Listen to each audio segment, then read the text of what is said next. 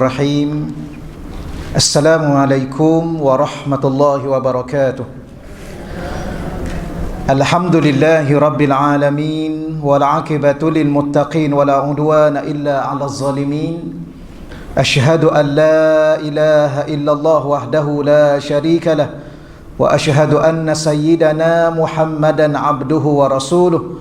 Allahumma salli wa sallim wa barik ala sayyidina Muhammad wa ala alihi wa ashabihi wa man tabi'ahum bi ihsanin ila yaumiddin. Allahumma syrah lana sudurana, ya Allah, kau lapangkanlah hati-hati kami, ya Allah. Wa hassin akhlaqana wa adabana, ya Allah, kau perelokkanlah akhlak-akhlak kami dan sempurnakanlah adab-adab kami, ya Allah. Wa yassir lana umurana fid dunya wal akhirah, ya Allah, kau permudahkanlah segala urusan-urusan kami sama ada di dunia dan di akhirat, ya Allah. Allahumma rzuqna al-fahma wal ilma, ya Allah, kau rezekikanlah kepada kami kefahaman dan ilmu pengetahuan, ya Allah. Wal hikmata wal aqla, kau rezekilah juga kepada kami hikmah, kebijaksanaan dan akal yang sempurna, ya Allah. Bi rahmatika ya arhamar rahimin, dengan rahmatmu ya Allah ya arhamar rahimin. Walhamdulillahi rabbil alamin. Amma ba'd. Yang dimuliakan dan dihormati seluruh para pegawai masjid, yang dimuliakan dan dihormati para ahli ilmu, tuan-tuan dan puan-puan, muslimin muslimat yang dirahmati Allah Subhanahu wa taala sekalian. Alhamdulillah, seperti biasa, pertama kita memulakan dengan bersyukur kepada Allah Subhanahu wa taala, ya, kerana Allah masih lagi mengizinkan kita untuk berada di taman-taman syurga. Ya, moga-moga Allah Subhanahu wa taala menerima setiap amalan-amalan kita, termasuklah pada pagi ini, ya, kita berada dalam satu majlis ilmu. Semoga Allah Ta'ala menganugerahkan kepada kita kefahaman ilmu dan amal, ya, terhadap ilmu yang kita belajar, insya-Allah. Baik tuan-tuan muslimin muslimat yang dirahmati Allah sekalian, untuk pagi ini kita teruskan lagi pembacaan kitab 40 hadis cinta pada kecintaan Allah Subhanahu wa taala. Ya, untuk memastikan bahawa diri kita salah seorang yang disenaraikan di antara orang-orang yang dicintai oleh Allah, dikasihi oleh Allah Subhanahu wa taala, insya-Allah. Untuk pagi ini muka surat 74 ya. Ya, hadis yang ke-24. Al-haditsu ar-rabi' wal 'ishrun. Ya, hadis yang ke-24.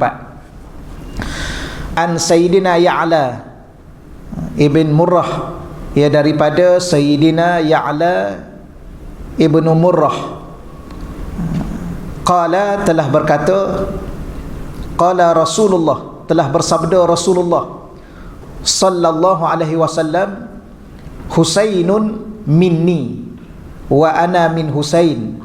Ya, Sayyidina Husain, yang dimaksudkan Sayyidina Husain di sini ialah, ya, cucu Nabi, iaitu Sayyidina Husain, minni, ya, sebahagian daripadaku, wa ana, dan aku, kata Nabi, min Husain, ya, dan aku merupakan sebahagian daripada Sayyidina Husain. Baik, ahabballah man ahabba Husainan. Lalu Nabi mengatakan Allah Subhanahu wa taala mencintai man, orang yang, atau sesiapa yang, ahabba Husainan, yang mencintai Sayyidina Husain. Dan Husainun, Sayyidina Husain itu, kata Nabi, sibtun, adalah merupakan sibt. Sibtun ni kalau kita terjemah secara umumnya, secara literalnya, secara zahir perkataannya ialah cucu. Husainun, Sayyidina Husain adalah merupakan cucu, minal asbat, daripada sekalian cucu-cucu Nabi, ya, sallallahu alaihi wasahbihi wa alihi wasahbihi wasallam. Jadi pada pagi ini kita belajar salah satu daripada perkara yang akan membawa cinta Allah kepada kita, ataupun Allah mencintai kita dan kita termasuk orang-orang yang dicintai oleh Allah, ialah mencintai sebahagian daripada Rasulullah. Apa makna sebahagian daripada Rasulullah? Ataupun dia itu dengan kata lainnya, mencintai ahli keluarga Nabi. Dan salah seorang daripada ahli keluarga Nabi ialah yang digelar Ahlu Baitin Nabi, Ahlil Baitin Nabi. Ahli keluarga Nabi ialah cucu Nabi, mencintai cucu Nabi. Dan salah seorang daripada cucu cicit Nabi-nya ialah Sayyidina Husain. Yang terkenalnya ialah Sayyidina Husain dengan Sayyidina Hasan. Dua orang cucu Nabi. Dan Nabi menggunakan perkataan di sini ialah sibtun. Jadi apa makna sibtun? Kalau kita terjemah biasa, saya ulang lagi sekali, ialah cucu. Cuba lihat nota kaki kat bawah tu, 58. Sibtun salah satunya bermaksud orang-orang yang akan memiliki keturunan yang ramai. Jadi maknanya daripada dua orang cucu Nabi ini akan berkembangnya zuriat Nabi sampai kiamat. Dan cucu-cucu Nabi ini ramai. Kalau kita kata apanya, anak keturunan Nabi ini ramai. Jadi salah satu daripada perkaranya kita kena mencintai anak keturunan Nabi, ahli keluarga Nabi, cucu cicit Nabi.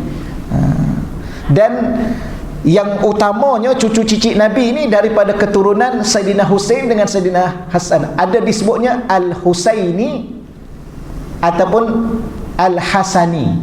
Kalau kita jumpa seorang ahli keluarga Nabi, biasanya akhir tu dia disebut, kalau saya ada Syekh Yusuf yang saya belajar di Mesir, sampai sekarang pun saya duduk bawah bimbingan beliau, namanya Syekh Yusuf Muhyiddin Al-Bakhur Al-Hasani, kerana dia keturunan sebelah Hasan. Ada ulama-ulama Al-Husaini, sebelah Sayyidina Husain. Tapi yang kalau yang jalur-jalur yang lain lagi, yang bawah-bawah lagi, itu yang utama. Ada yang disebut As-Saghaf, Al-Aidarus, Al-Jufri. Itu antara keturunan-keturunan Sayyidina Nabi sallallahu alaihi wasallam. Cuma salah satu daripada perkaranya kita ni diajar supaya apa? Supaya kita ni kena menjaga dia punya silsilah keturunan tu. Kita orang Malaysia ni jarang sangat kita paling-paling pun apa, bin siapa. Arab ni kalau boleh dia nak 3. Kita bin siapa, ayah kita, atuk kita. Tapi orang Arab dia boleh, dia senarai dan dia ingat, bahkan dia jaga betul-betul silsilah keturunan dia. Cuma kadang-kadang menjadi satu sedikit penyakit di akhir zaman ni, ada setengah orang ni dia pertikai keturunan orang. Contohnya, ni keturunan Rasulullah ni, tapi dia cakap, ya ke keturunan Rasulullah? Ialah dah dia kata dia keturunan Rasulullah, takkan dia nak berbohong atas nama Rasulullah? Ya. Kita ada tak kita nak berbohong atas keturunan kita? Contoh, kan? Kita keturunan apa? Tok Gajah ke apa? Saya ni ustaz, orang Pahang, keturunan Tok Gajah. Ke dia nak main-main dengan keturunan dia? Jangan mana boleh kita bermain-main dengan keturunan kita. Orang panggil apa? Ialah main-mainlah, apa dah kata lain. Bersenda gurau dengan keturunan. Saya ni ustaz keturunan jin ni. Sudah. Tapi wallahualam lah, kalau dia cakap dia sendiri keturunan jin, kita pun nak cakap apa? Ikutlah ya. Oh, you keturunan jin dia. Jin yang mana satu? Jin Ifrit ke jin yang mana satu? Ya, kita tak boleh bergurau. Tapi tiba-tiba ada orang ni, ya ke dia ni keturunan Rasulullah? Ya ke dia ni keturunan Sayyidina Abu Bakar? Ya, kenapa kita nak pertikai keturunan orang? Ya, dan dia tidak akan mungkin berbohong atas nama Rasulullah, kerana dia tahu siapa yang berbohong atas nama Rasulullah falyatabawwa maka adahu minan nar, orang itu telah bersiap sedia untuk satu tempat dalam neraka. Nanti orang tanya lagi, keturunan Rasulullah yang ada tak ustaz? Sudah. Ini okey, kita cerita mudahlah. Kita pun tak nak hurai panjang sangat, sebab tajuk kita ialah dalam hati kita mesti ada cinta kepada cucu cicit Sayyidina Rasulullah sallallahu alaihi wasallam. Daripada mana? Salah satunya daripada keturunan Sayyidina Husain ataupun Sayyidina Hasan. Kemudian pecahlah, berkembanglah dia yang sebagainya. Yang saya sebut tadi, ya, dia ada 5, saya tak ingat sangat. Dia ada 5. As-Saghaf, Al-Haddad, Al-Aidarus, Al-Jufri. Ada satu lagi saya tak ingat, ada 5 yang utama, tapi ada lagi yang lain-lain. Maka ada satu hadis Nabi, di akhir zaman ni kita sedang menunggu Imamul Mahdi, kan? Disebut perkataan Al-Imamul Mahdi Al-Muntazar, Imam Mahdi yang ditunggu-tunggu. Namanya ialah nama sama dengan nama Nabi. Dia kata sama dengan nama aku, ya, dia adalah keturunan aku, namanya sama, Muhammad bin Abdullah. Ia akan memimpin umat di akhir zaman. Dia adalah keturunan Nabi. Ya, keturunan Nabi. Jadi kita tanya balik, ya kalau akhir zaman ni ada keturunan Nabi, daripada mana? Ataukah tiba-tiba dia muncul, ataupun keturunan Nabi ni memang daripada Nabi kepada Sayyidina Husain, seterusnya sampailah sekarang pun masih ada. Ya, ada. Di Hadramaut Yaman berapa ramai keturunan Nabi. Di Syria, ya, di Johor ada kan? Ya, Habib-habib tu, para habaib di Johor ramai, di Terengganu ramai, di sini pun ada ramai. Ya, keturunan Sayyidina Rasulullah sallallahu alaihi wasallam. Maka kalau dia mengatakan, bahkan kita boleh minta, kalau kita tak percaya, boleh tak tunjuk silsilah? Ya, dia ada silsilah dia. Dia ada bin sahabatlah kepada Sayyidina Rasulullah. Maka kita kena mencintai dan menyayangi dia dan menghormati dia. Okey, insya-Allah. Tujuannya apa? Tujuannya supaya Allah juga mencintai kita, dengan sebab kita mencintai cucunda kekasih Allah, iaitu Sayyidina Rasulullah sallallahu alaihi wasallam. Cuba lihat muka surat 75. Hadis ini menjelaskan tentang ketinggian kecintaan baginda Nabi terhadap cucundanya, iaitu Sayyidina Husain bin Ali.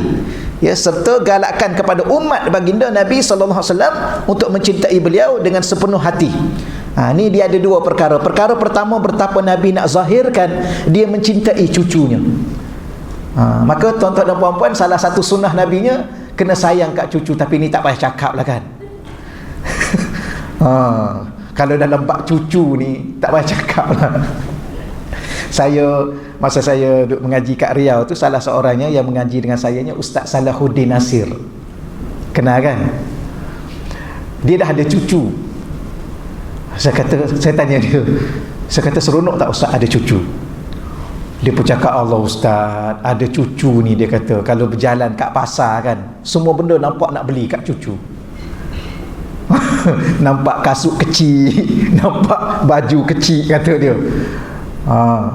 Dan saya pernah merajuk Ustaz, dia cakap, anak saya, ni cucu saya, anak saya marah kat cucu saya merajuk, dia kata, saya terasa hati. Tu sayangnya kat cucu.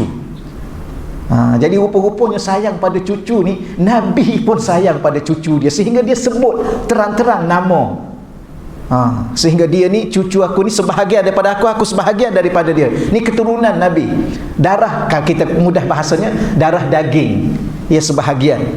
Maka cinta kepada cucu ni adalah sunnah Nabi.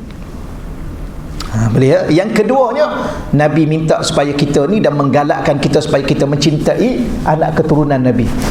Beliau bukan sekadar cucunda Nabi, iaitu Sayyidina Husain ni bukan sekadar cucunda baginda Nabi sallallahu alaihi wasallam yang tercinta, bahkan imannya, amal ibadahnya serta akhlaknya mengikuti nindanya, iaitu Sayyidina Rasulullah sallallahu alaihi wasallam. Bukan setakat dia cucu Nabi, tapi dari segi keimanannya, amal ibadahnya, akhlaknya, adabnya sama dengan Nabi sallallahu alaihi wasallam.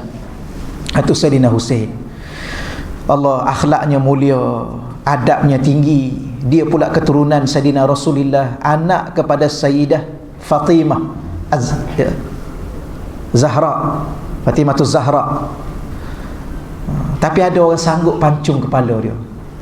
Ya, sampai hati dia pancung kepala Sayyidina Husain. Allahumma salli ala Sayyidina Muhammad. Semoga Allah anugerahkan ke dalam hati kita, hati anak keturunan kita juga mencintai keturunan Sayyidina Rasulullah sallallahu alaihi wasallam. Okey, habis di situ insya-Allah. Yang muka surat 76. Al-hadisul khamis wal 20. Ya, hadis yang ke-25. An Sayyidina Abi Hurairah, ya, daripada Sayyidina Abi Hurairah, telah bersabda Rasulullah sallallahu alaihi wasallam. Kalau ikut baris tanda bacaan, salah tu Rasulah, kena betulkan, tambah dia punya apa, biar dia jadi Rasulu, lam tu baris depan. Kalau kita belajar bahasa Arab, qala tu fi'il madhi. Setiap fi'il ada fa'il, ada pelaku. Siapa yang berkata? Rasulullah. Maka Rasulullah tu mesti baca baris depan. Kalau Rasulullah tu baca baris atas, ada orang lain yang cakap pada Rasulullah. Itu ilmu bahasa Arab. Dipanggil maf'ul bih. Dia dah jadi objek. Tapi kalau dibaca baris depan, berarti Rasulullah tu yang berkata. Jadi qala rasulu, bukan rasulah. Tolong betulkan baris. Okey, baik. Ya, maka telah berkata Rasulullah sallallahu alaihi wasallam, Man ahabbal ansar ahabbahullah. Man sesiapa sahaja ahabba yang mencintai al-ansar, golongan ansar, ahabbahullah, maka dia akan dicintai oleh Allah Subhanahu wa taala. Kita yang ni saya yakin tuan-tuan dan puan-puan dah cukup faham siapakah al-ansar, iaitu golongan-golongan yang ada di Madinatul Munawwarah, yang terdiri daripada golongan yang disebut ya al-Aus wal Khazraj, ya, ataupun dengan kata mudahnya kita nak kata apa ya, dia ada muhajirin, dia ada ansar. Ni tuan-tuan dah faham dah ni. Muhajirin ialah golongan yang sahabat-sahabat Nabi yang berhijrah daripada Mekah ke Madinah. Orang yang Madinah yang sedang menunggu Nabi itu ialah orang-orang yang digelar al-ansar, pembantu-pembantu Nabi, penolong-penolong Nabi, ya. Maka sesiapa yang mencintai orang-orang yang menolong Nabi, membantu Nabi, ya, dalam dakwah Nabi, sehingga memberi suatu tempat, ya, di Madinatul Munawwarah, maka mereka ini orang-orang yang dicintai oleh Allah. Maka siapa yang mencintainya, Allah mencintai dia. Jadi kita juga bukan setakat mencintai cucu Nabi, Nabi juga mengajar kita mencintai sahabat-sahabat di kalangan ansar yang membantu Nabi, maka Allah mencintai kita. Siapa mereka? Yang ni kita nak kena belajar baliklah. Nama-nama tu, nama-nama sahabat-sahabat di kalangan al-ansar. Baik, waman abghadha, sebaliknya sesiapa yang abghadha, yang membenci al-ansar, golongan ansar, abghadahullah, maka Allah juga akan membencinya. Ya. Jadi ini apa maksudnya? Maksudnya ialah jangan ada perasaan benci kita kepada para sahabat macam golongan Syiah. Golongan Syiah ni mereka pilih orang ni Saidina Ali, oh mereka sayang, mereka cinta. Saidina Abu Bakar, Saidina Omar, ni mereka kata apa ni? Bukan setakat mereka benci, bahkan mereka mengkafirkan sahabat-sahabat yang lain. Ini golongan-golongan Syiah yang sesat. Ya, golongan yang sesat. Saya satu kali mula-mula datang saya pergi ke Yaman. Ya, pergi ke Yaman sampai di Hadramaut, di Sana'a. Kemudian nak ambil bas lah nak ke Hadramaut. Hari Jumaat, keluar daripada airport, saya 2 orang dengan sahabat. Ya, keluar daripada airport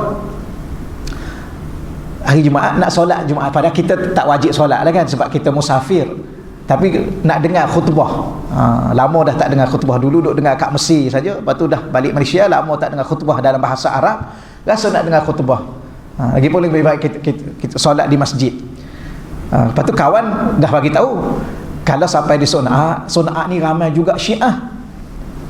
Jadi kalau nak pergi masjid, tanya dulu masjid mana, kok pergi solat masjid Syiah. Saya pun tanya seorang Arab ni, rupanya dia hampir sama dengan Arab, hampir sama lah dia, walaupun tak sama, macam Arab Mesir kan. Arab Mesir, puan-puan kalau nak pergi sana mesti tanya pelajar-pelajar kita di sana, jangan tanya Arab. Arab ni semua dia tahu. Kalau kita tanya, dia tak akan cakap dia tak tahu. Wallahualam ni Arab apa tak tahulah.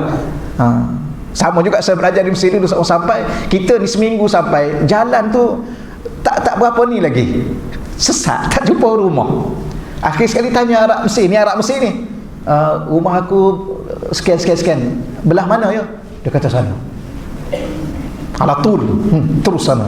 Kita pergi. Dah makin jauh tak jumpa rumah. Tanya Arab tu pula, rumah aku ni alamatnya sekian, mana ya? Sana. Kita pun pergi, tak jumpa. Akhir sekali jumpa pelajar Malaysia juga. Mana? Belah situ. Belah sini rupanya.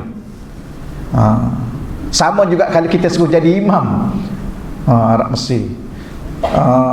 Imam tak ada, kita kata boleh jadi imam? Boleh. Dia tak akan tak ada. Aku tak boleh. Tak boleh. Dia naik. Dia baca lah, subhanallah, dia baca iza ga anasrul, ga bukan ja, ga. Memang jim dia jadi ga, tak boleh. Sama juga itu. Sampai aku nak pergi masjid, boleh tunjuk masjid, tapi masjid Sunni. Sini aku bawa. Memang dia bawa. Dia pergi dia letak kat saya kat masjid. Okey, ni masjid Sunni kata dia. Duduk sinilah. Dia pun pergi dia keluar. Saya kata hari Jumaat kita minta dia hantar kat masjid, patutnya dia duduk jugalah solat. Dia keluar pergi. Saya tengok dia keluar. Duduk sekejap, azan. Bila mana azan? Sampai hayya 'alas salah dah selesai, hayya 'alal falah dah selesai. Dia ada tambahan, hayya 'alal khairil amal. Sebut tengok kat kawan saya. Sudah, masjid apa kita ni? Hayya 'alas salah, hayya 'alal falah. Lepas tu hayya 'alal khairil amal. Sudah. Lepas tu barulah Allahu akbar, Allahu akbar. Baru habis solat. Saya kata, saya tengok memang confirm lah masjid Syiah dah. Lepas tu macam mana saya bincang sekejap-sekejap dengan kawan tu, macam mana kita ni nak keluar ke nak duduk sini? Takut kita keluar dia ingat kita ni orang Sunni, dia pegang kita, mati kita hari ni. Takkan hari pertama sampai dah mati dah. Saya cakap, habis macam mana ni? Kita duduk je lah, duduk. Duduklah, duduk. Kemudian dia mula khutbah. Lepas azan khutbah. Lepas khutbah tu dia cakap pasal sahabat.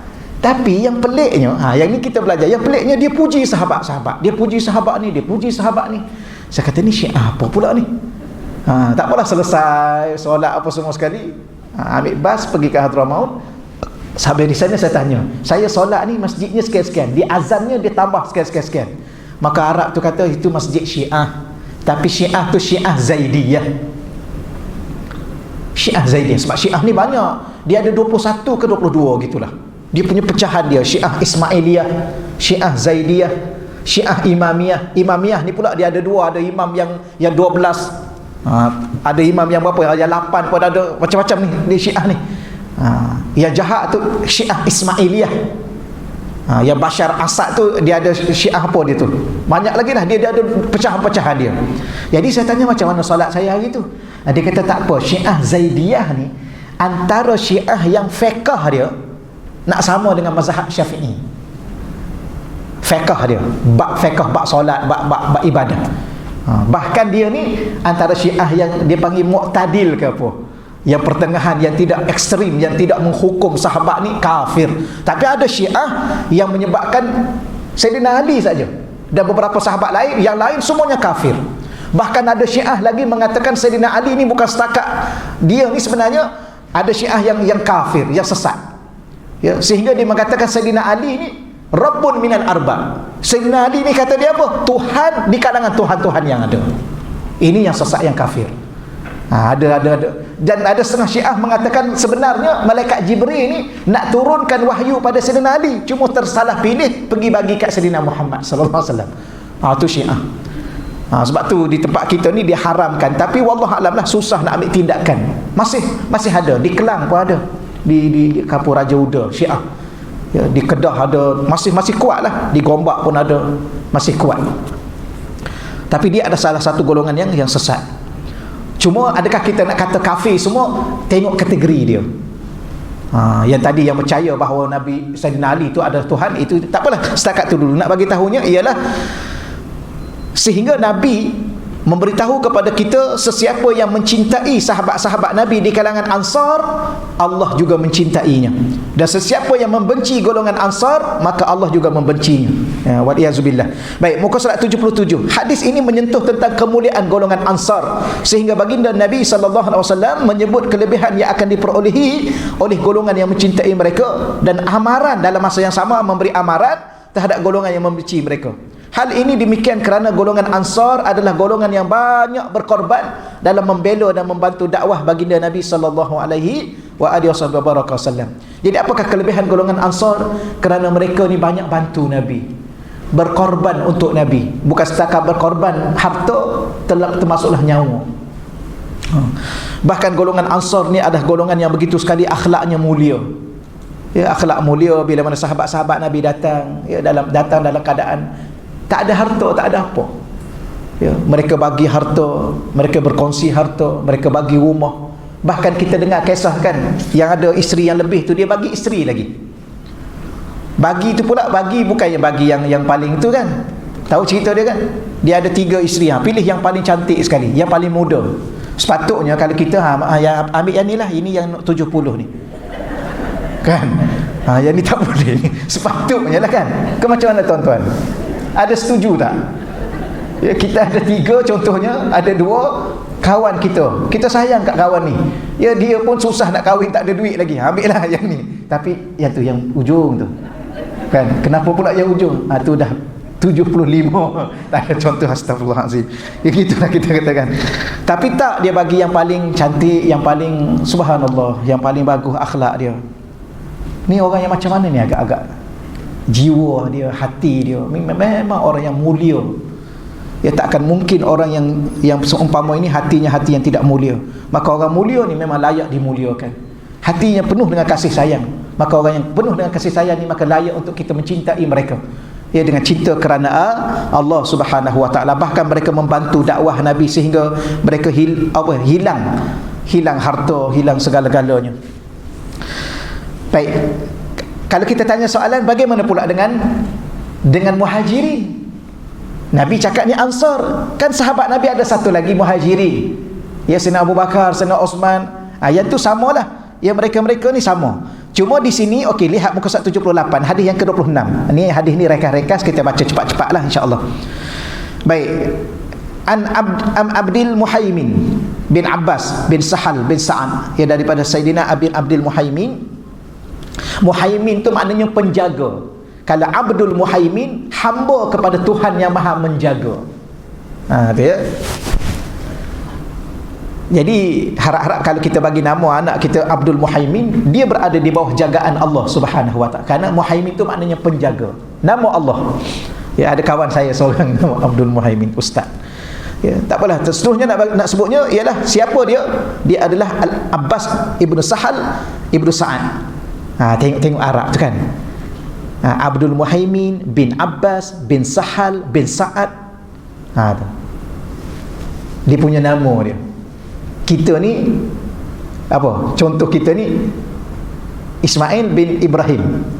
Kemudian itu ayah atuk-atuk. Atuk tak ingat dah. Atuk tak ingat dah. Ini Arab dia macam ni. An abihi, daripada ayahnya. An jaddihi, daripada datuknya. Jaddihi itu datuk. Ditulis di sini nenda. Datuk. Kalau jaddah ada ta marbutah, yang tu nenek. Kalau tak ada ta marbutah, jaddun itu datuk. Baik, anna Rasulullah.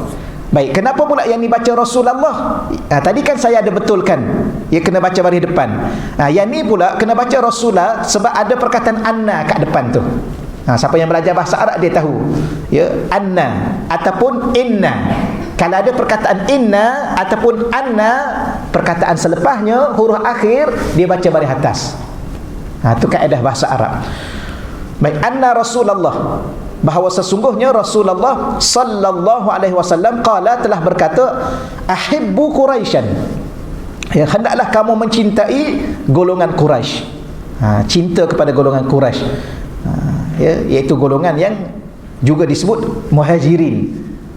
Golongan keturunan Quraisy, keturunan Sayyidina Rasulullah sallallahu alaihi wasallam.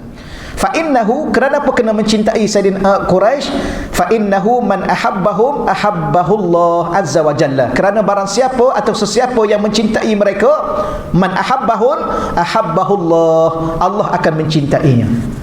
Jadi Quraisy ni kita sedia maklum bahawa dia adalah keturunan Sayyidina Nabi sallallahu alaihi wasallam. Lihat muka surat 79 tu. Kaum Quraisy merupakan golongan Arab yang termulia. Mereka berketurunan Nabi Ibrahim alaihissalam. Mendiami lembah yang berkat. Padanya terdapat Kaabah. Dan Kaabah tu Baitullah, ya, kita sedia maklum dah. Dan Allah menyebut tentang kaum Quraisy di dalam surah yang dinamakan bersempena nama mereka, surah Quraisy. Ya, betapa mulianya kaum Quraisy ni, keturunan Sayyidina Nabi sallallahu alaihi wasallam ini, sehingga ada satu surah yang membicarakan tentang kaum Quraisy. Liila fi Quraisyin, kerana kebiasaannya Quraisyin aman tenteram kaum Quraisy. Salah satunya ialah mereka menjadi penduduk Makkah. Ila fihim rihlatash syita'i was-saif, kebiasaan aman tenteram itu ialah perjalanan mereka menjalankan perniagaan. Bila asyita, pada waktu sejuk, pada musim sejuk. Ke mana mereka pergi pada musim sejuk? Ke negeri Yaman. Was-saif itu ialah musim panas. Bila mana musim panas, mereka berniaga pula ke negeri Syam. Kita tengok ni, maknanya kita nak cakap apa dalam bahasa mudah, ya? Bila mana Nabi lahir, Nabi ni daripada keturunan Quraisy. Kaum Nabi pada waktu tu disebut kaum jahiliah. Kita boleh faham satu ilmu. Kalau kita tanya balik, kenapa dia digelar kaum jahiliah? Kan dia ni kan dah hebat dari segi ekonomi dia. Maknanya dia bukan orang yang jahil. Kalau kita lihat dari segi perkembangan hidup dia, dia dah berniaga peringkat apa kalau kita tanya soalan hari ni?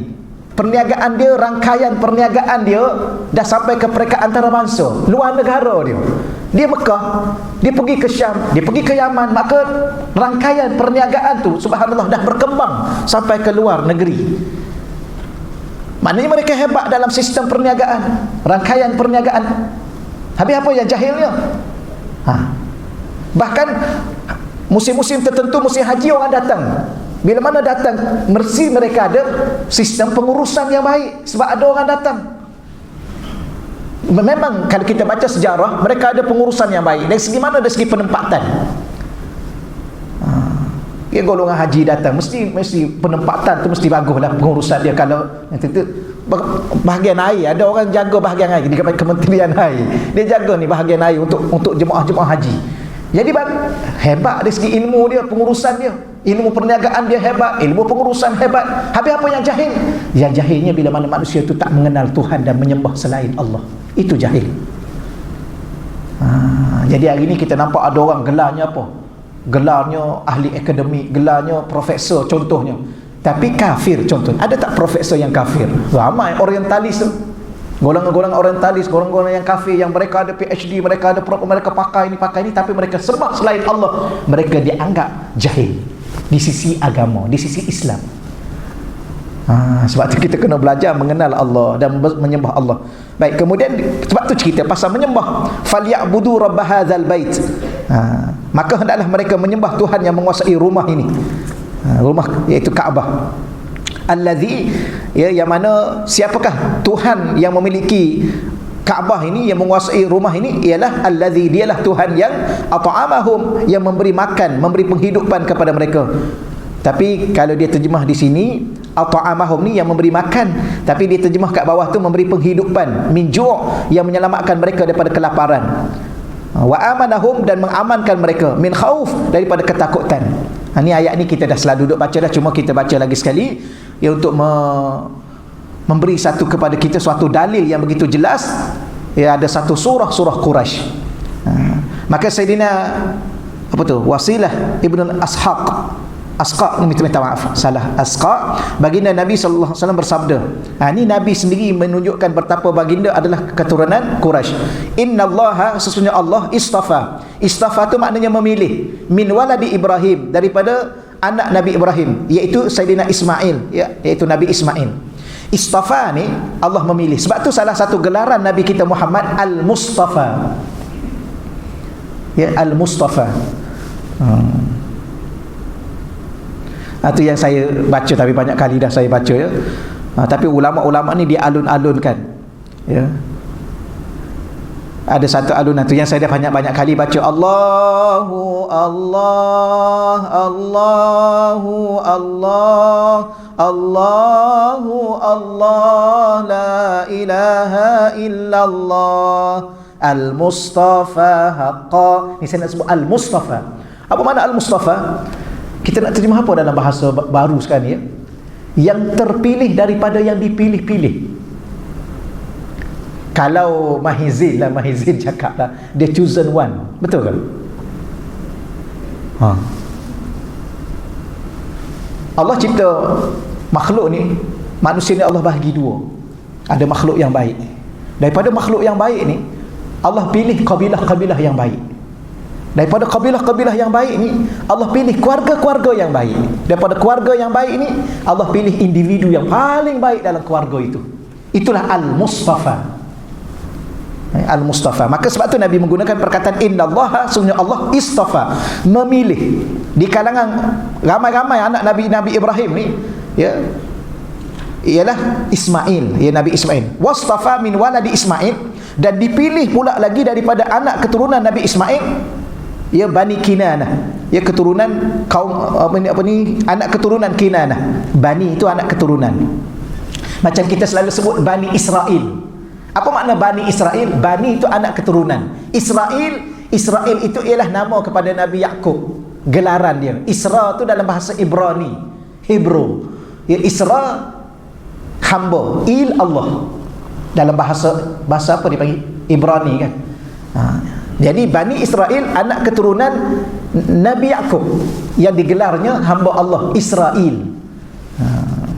Sebab tu jangan kita kata Jahannam Israel, ya, yang Jahannam tu Yahudi, ya, salah satu daripada anak keturunan Nabi Yaqub. Tapi di sini Bani Kinanah, daripada Nabi Ismail adanya anak keturunan Bani Kinanah, anak keturunan Kinanah. Wastafa min Bani Kinanah Quraisyan, daripada anak keturunan Bani Kinanah nilah, keturunan Kinanah nilah dipilih-pilihnya, keluarnya ialah Quraisy. Wastafa min Quraisy, dan dipilih lagi daripada keturunan Quraisy itu Bani Hashim, anak keturunan Hashim. Kemudian wastafani, dan Allah pilih aku, kata Nabi, min Bani Hashim, daripada Bani Hashim.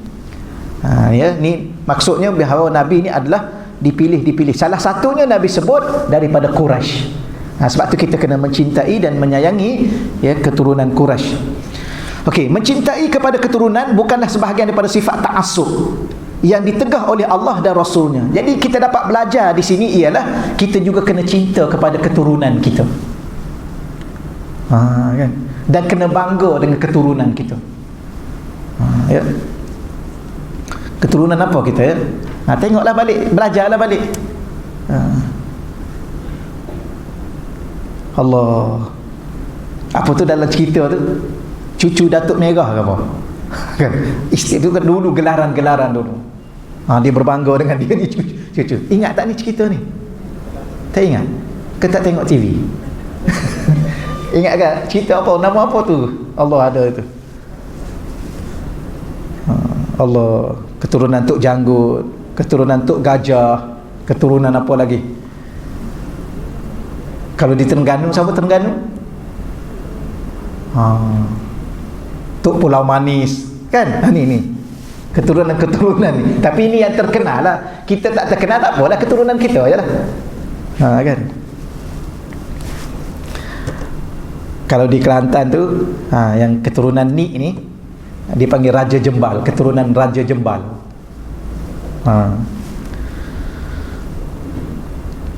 Dulu, sini saya dengar cerita lah kan.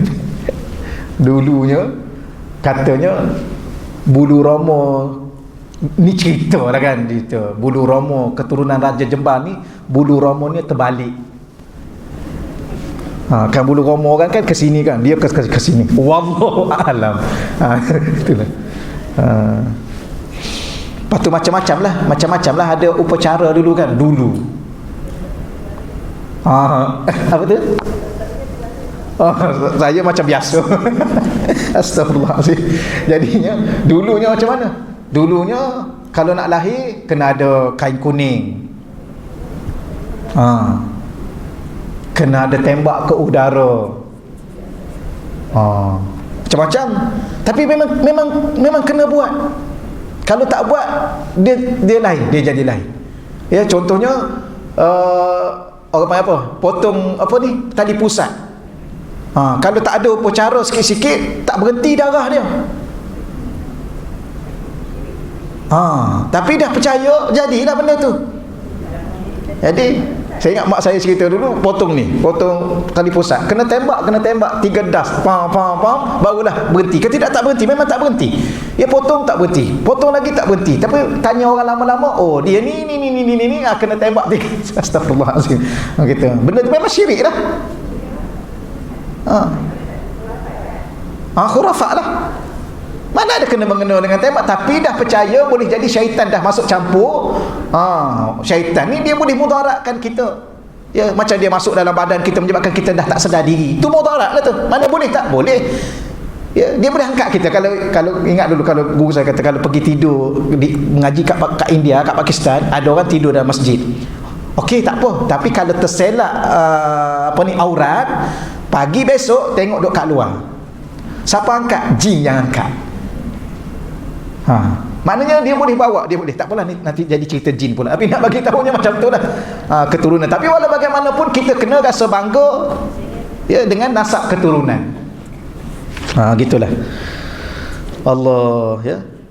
Apatah lagi kalau dia ni keturunan orang yang baik-baik. Saya tengok saya ikut jalan kebun tu, kadang-kadang saya tengok kat belakang kereta tu dia tampal Lebay Saleh. Pernah baca? Dia tampal, dia buat stiker, dia tampal kat belakang kereta dia tu.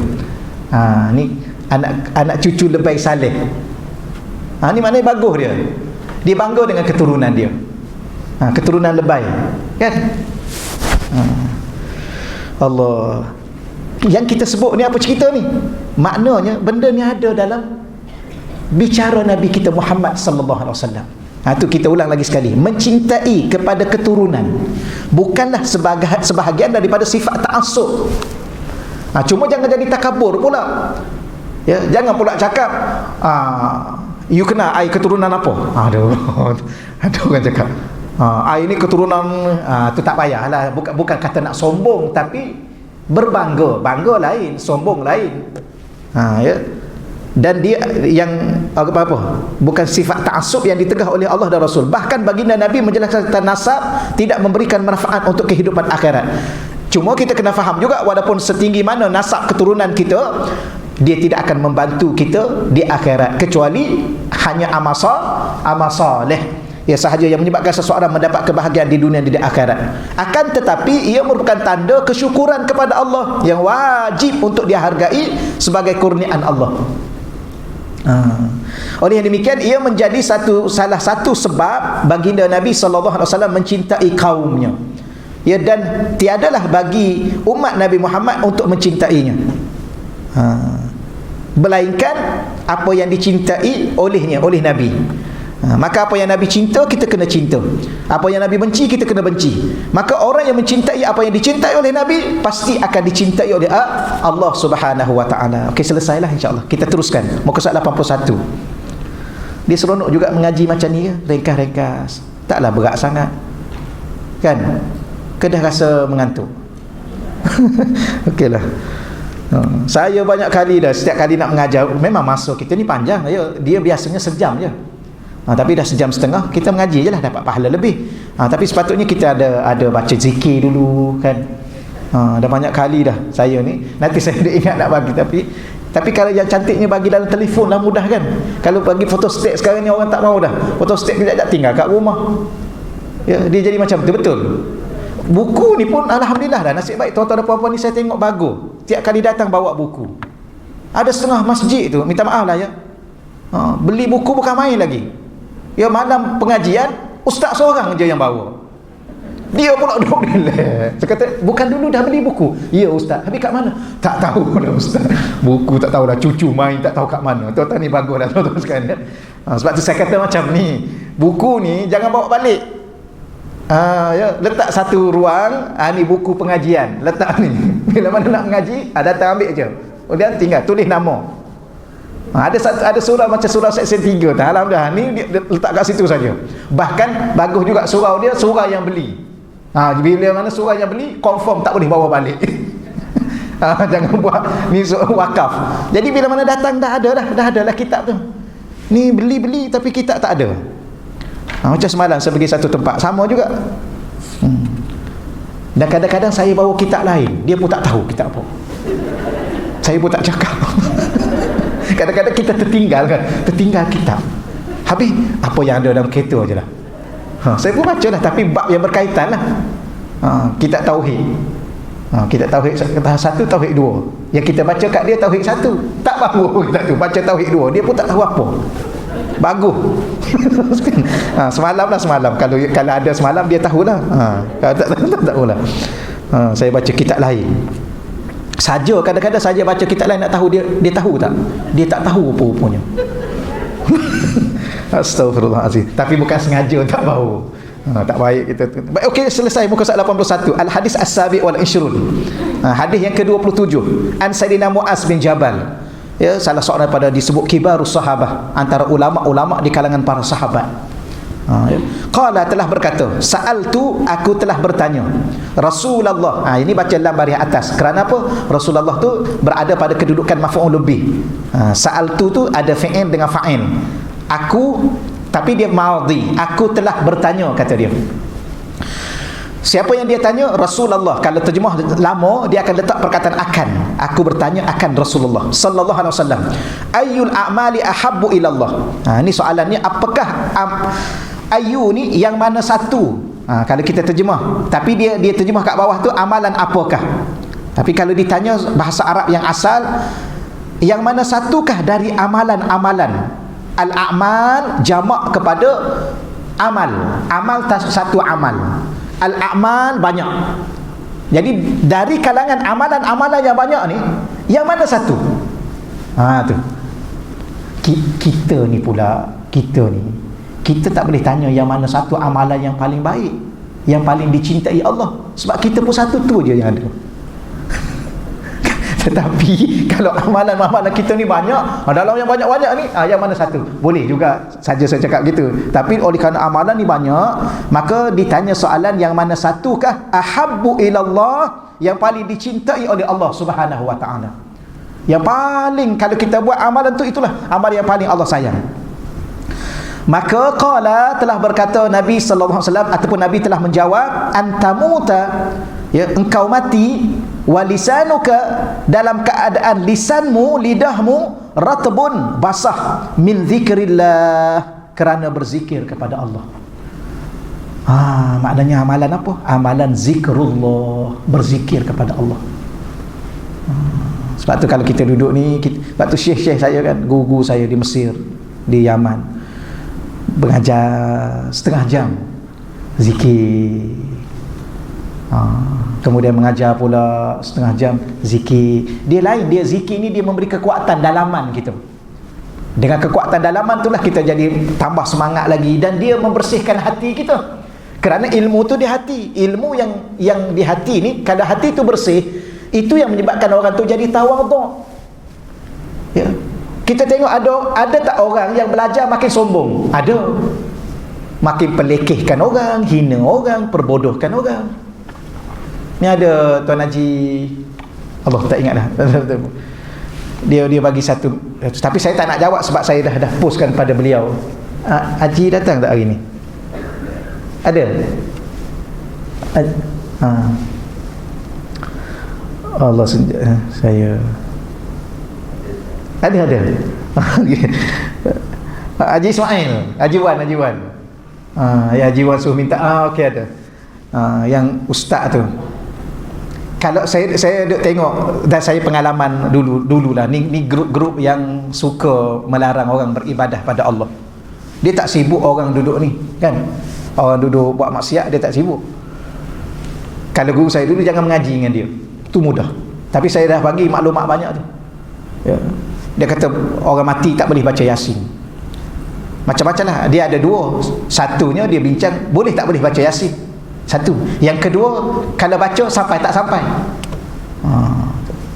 Jadi ulama' mengatakan bahawa banyak, kalau nak jawab soalan ni, kadang-kadang kita rasa dia satu sudut habis masa, rugi masa. Tapi satu sudut, ramai orang terpengaruh. Dulu baca Yasin, mak meninggal baca Yasin, ayah meninggal baca Yasin, keluarga meninggal baca Yasin. Ya, kenapa? Ada manfaatnya kepada si mati. Tiba-tiba ada ustaz-ustaz yang melarang. Sebab tu saya kata fatwa, Majlis Fatwa Negeri Selangor telah mengeluarkan fatwa, hukumnya adalah boleh ataupun harus, ya, ada 18 perkara. Termasuklah baca Yasin, tahlil, talqin, dan sebagainya lah, yang itu doa kunut dan sebagainya. Jadi ada satu hujah tu, ada saya belajar, ada dalam video tu pun ada juga satu hujah tu kan, bila mana dikebumikan sahabat Nabi ambil batang tamar, Nabi cucuk batang tamar. Bila mana ditanya kenapa cucuk batang tamar, kerana batang tamar ni dia bertasbih. Batang tamar yang masih hijau tu, dia bertasbih. Kenapa? Kerana tasbihnya memberi manfaat kepada si mati. Kalau batang tamar bertasbih kepada si mati, ada manfaat pada si mati, habis kita ni siapa? Manusia dengan batang tamar mana mulia? Manusia jauh lebih mulia nak banding dengan batang tamar. Baik, manusia ni pula yang lebih mulia daripada batang tamar bukan bertasbih, baca Quran. Bertasbih dengan baca Quran mana lagi hebat? Quran lagi hebat. Maka itu hujah kata ulama bahawa kita yang hidup ni baca Yasin kepada si mati bolehlah. Batang tamar pun boleh bertasbih pada mayat. Kita orang hidup ni kita baca Yasin. Kalau batang tamar pun tasbih dia pun memberi manfaat kepada si mati, takkanlah kita manusia yang lebih mulia daripada batang tamar baca Quran yang lebih mulia daripada itu tak sampai pada si mati. Itu satu hujah kata ulama. Ni tiba-tiba dia larang. Dia kata Nabi tak buat. Nabi tak buat ni bukan dalil. Dalil ni Quran, sunnah, ijma', qiyas, itu dalil. Tapi kalau kita bincang panjang tuan ni, bincang Nabi tak buat. Kan ada sahabat Nabi buat apa yang Nabi tak buat. Kan ada sahabat Nabi makan apa yang Nabi tak makan. Kan sahabat Nabi ada buat ibadah yang Nabi tak buat. Contohnya zaman Saidina Umar solat apa? Ni banyak kali dah ulang benda sama dah pergi masalah. Solat tarawih 20 rakaat, Nabi solat 8. Habis Saidina Umar ni apa ni? Yang solat sampai 20 ni. Bid'ah. Jadi benda-benda kita satu lagi dia kata ni bid'ah ni. Bid'ah tu bukan hukum. Cakap dulu hukum. Okey, tak boleh baca Yasin, tak boleh. Kalau saya baca juga, apa hukum? Sudah. Bid'ah. Bid'ah tu amalan tu. Dia selalu dia berhujah ni bid'ah ni. Bid'ah tu amalan yang dibuat. Kalau buat juga apa hukum? Dia pun cakaplah hukumnya haram lah. Okey, kalau haram mana dalil? Dalil yang mengatakan baca Yasin tu haram hukum dia. Mana dalil? Cuba bagi tahu. Tak ada dalil. Tapi yang bab ni memang bab ni bab yang panjang lah. Kalau kita nak cerita satu bab yang begitu panjang. Tapi Tuan Haji dengar tu lah, bagilah kat keluarga tu. Ya kadang-kadang. Tapi ustaz-ustaz yang macam ni tak payah belajar lah, tu mudah. Dia sendiri pun kopiah pun tak pakai. Kopiah ni sunnah. Minta maaf tuan-tuan yang tak pakai kopiah ya. Kopiah ni hukumnya sunnah. Tapi tuan-tuan cuba tengok, mana ada ulama yang tak pakai kopiah. Kita orang awam tak apa. Macam janggut ni lah, janggut nak simpan boleh, tak nak simpan tak apa, hukum dia apa, sunat aja. Tapi mentang-mentang kita pakai janggut, kita kena wajibkan orang pakai janggut. Pakai pula dah, simpan mana boleh pakai. Tapi ada orang pakai. Tapi tuan-tuan tengok ulama-ulama besar, cuba pergi kat kedai beli gambar ulama itu yang dia itu semua pakai serban. Itu ulama. Ya. Kalau ustaz tak pakai kopiah, ustaz tak pakai serban ni masalah sikitlah. Tak apa juga hukumnya harus, tapi apa dia sunnah. Tapi kalau tak pakai tak ada masalah juga. Sama lah bab ni. Orang nak baca Yasin, bacalah. Kalau tak baca tak apa juga. Kalau orang tanya saya mudah, nak baca Yasin ustaz, nak baca, tak nak baca sudah. Ya. Kalau tak baca pun harap-harap kalau mati ada orang baca. Itu kalau ada orang nak baca. Dah kita pun tak baca. Kita pun tak baca. Sebab tu awal-awal lagi jangan harap kat orang. Ya. Kena pesan kat anak. Ya, kalau mama mati, kalau papa mati, ayah mati, tolong baca Yasin ya. Boleh pesan. Tapi dia baca tak? Wallahu a'lam. Maka baiklah kita baca awal-awal. Tapi kita kena pesan ke anak kita. Kita yakin bahawa dia ada pahala, dia ada manfaat pahala. Macam duit lah. Kita boleh bagi duit kat orang, kita boleh bagi manfaat duit. Apa manfaat duit? Kita pergi beli apa-apa, barang-barang, bagi barang tu. Barang tu nak dapat dengan apa? Dengan duit. Sama juga baca Quran. Baca Quran tu adalah ibadah. Ibadah tu dia ada dua. Satu pahala, satu manfaat ibadah tu. Boleh ya? Quran ni bukan setakat kita dia dapat pahala, dia bagi tenang, dia bagi sihat. Kalau baca ayat syifa, kita baca ayat syifa ada dua, satu dapat pahala, satu lagi tubuh badan kita jadi sihat. Sebab tu namanya ayatul syifa. Boleh? Jadi Quran ni dia ada manfaat. Ya, dia ada manfaat. Jadi bila mana kita baca pada si mati, pahala kita dapat, tapi kita minta Allah bagi manfaat dengan bacaan Quran tu. Baru ni ada seorang ustaz, dia ada cerita dengan dia. Dia kata, ustaz, saya dapat satu ilmu daripada guru saya, ya, daripada seorang syekh. Kalau benda yang sakit dalaman tu, ya, paru-paru, jantung, limpa, benda-benda yang dalam badan kita tu. Dia kata, saya buat banyak kali dah ustaz. Memang jadi. Ya, dan anak saya pun kena beberapa benda yang bahagian dalam ni. Dia kata, yang guru dia cakap tu, kalau masih ada mak, ni untung orang masih ada mak, sekali dengan ayah lah. Dia pasang Yasin, dia letak, dia guna earphone, dia letak kat telinga dia satu, kat telinga mak dia satu. Tu syekh dia cakap, yang ni marah lagi ni orang ni. Ustaz-ustaz yang macam ni marah, ni macam Nabi tak buat ni. Ya. Nabi tak buat, semua dia Nabi tak buat. Nabi tak buat tu bukan hujah, bukan dalil, susah cakap tadi. Ya. Baik, dia kata memang mujarab. Benda-benda yang dalaman tu. Ya, jantung ke apa ke, insya-Allah dengan izin Allah. Tapi kalau mak dah tak ada, dengar dua-dua je lah kat telinga kita. Kalau ayah tak ada. Ya. Tapi kalau ayah ada, mak ada, dia kata syekh dia cakap. Tapi dia kata dia buat mujarab. Anak dia kenapa saya tak ingat dah. Ya, dia pasang kat ni, dia dengar sendiri, lepas tu dia letak itu, ataupun dia panggil orang rumah dia letak itu, dia dengar, anak dia dengar, kemudian pergi buat pergi jumpa doktor cek, dah tak ada dah benda tu. Dia Quran, Yasin ni kan qalbul Quran, hati Quran yang menghidupkan segala-galanya. Tapi kadang-kadang susah kita nak cerita pada orang ni. Ya, orang dia mengaji macam tu, dia mengaji gitu. Mengaji ni bukan begitu, mengaji ni dia gini, makin luas kan. Ni kalau mengaji ini aja. Tak ni, kalau yang ni boleh. Yang ni tak boleh, masuk neraka dah. Oh, cepat sangat masuk neraka. Yang masuk neraka tu orang, bukan dia. Kalau dia tak okey lah. Tak betul, saya rasa bab ni malah sangat dah, tapi boleh lah insya-Allah. Ya, perjelaskan apa yang Nabi bagi tahu. Dalil, dia kata dalil, mana dalil? Nabi semua baca Quran. Ya, orang mati innalillahi wa inna, orang mati tu innalillahi wa inna ilaihi rajiun. Innalillahi tu apa? Quran lah. Alladzina idza asabatuhum musibatun qalu inna lillahi wa inna ilaihi rajiun. Alladzina, orang-orang yang idza asabatuhum musibah, apabila ditimpa musibah, dia kena baca apa? Qalu, dia kena baca inna lillah. Inna lillah tu apa? Quran lah. Habis ayat lain boleh baca? Ayat lain boleh lah juga baca, sebab ayat lain pun Quran juga. Yang paling baik orang mati ni baca 30 juzuk Quran. Itu paling baik. Kalau mak kita meninggal, ayah kita meninggal, kawan kita meninggal, 30 juzuk Quran, itu yang paling baik. Habis kalau tak boleh 30 juzuk, bacalah 15.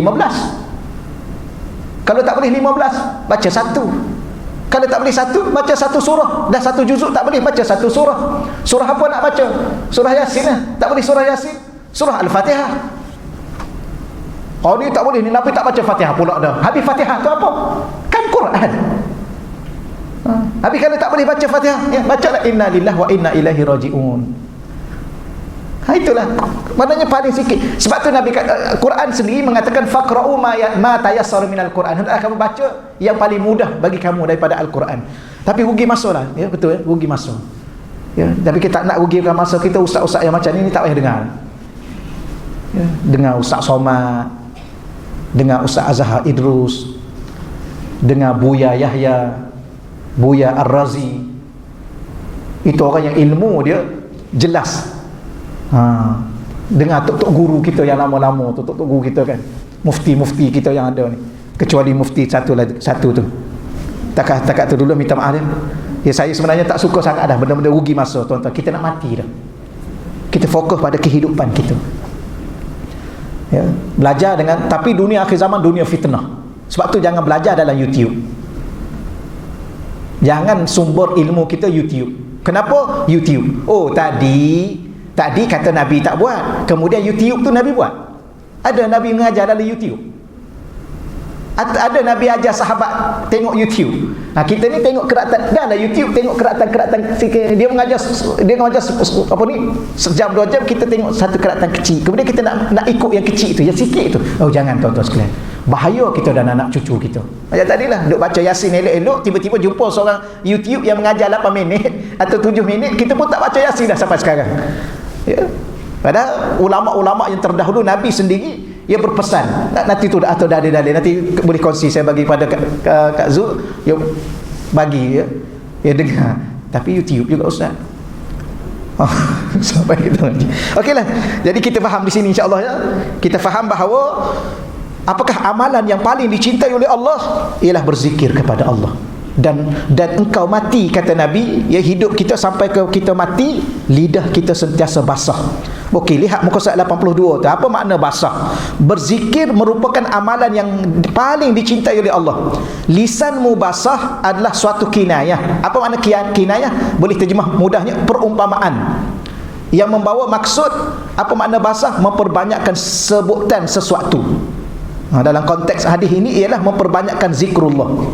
Itu maksud lidah kita sentiasa basah, iaitu lidah kita sentiasa berterusan banyak berzikir kepada Allah.